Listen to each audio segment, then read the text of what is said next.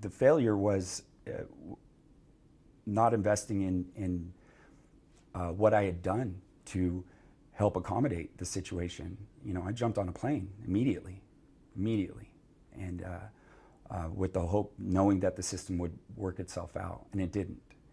That's where the failure came.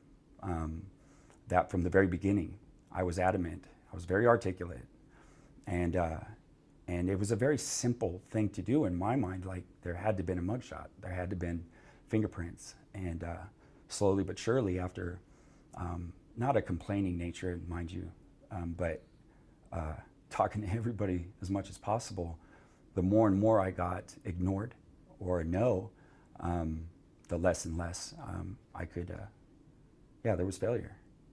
Not just once, it was ongoing. It was failure in the initial moment where I was rectifying at the Denver Police Department. There was failure in the moment in talking to the officer that took my fingerprints and mugshot. There was failure in nobody returning any of the kites that I had sent. And then, mind you, I'm writing people I don't even know, you know, like the chaplain and captains. And man, if I would have wrote the kitchen cook if he would have listened.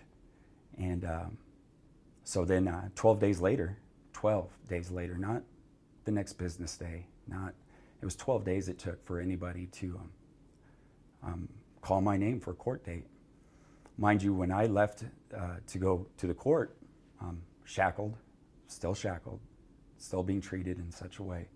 And I get that there's procedures, but when I got to the courtroom, I was demoralized. I was crushed. I'm sitting in a place where I'm questioning. Now the question is, you know, how do I go about this? And I got emotional. I did. I had to get somebody's attention. So as soon as I got into the courtroom, I was pretty open about how it had failed and how with the position I was in. And I realized that in those places there's a lot of innocence being claimed, but I still maintained that there was a mugshot. I still maintained very simple things, fingerprints, you know.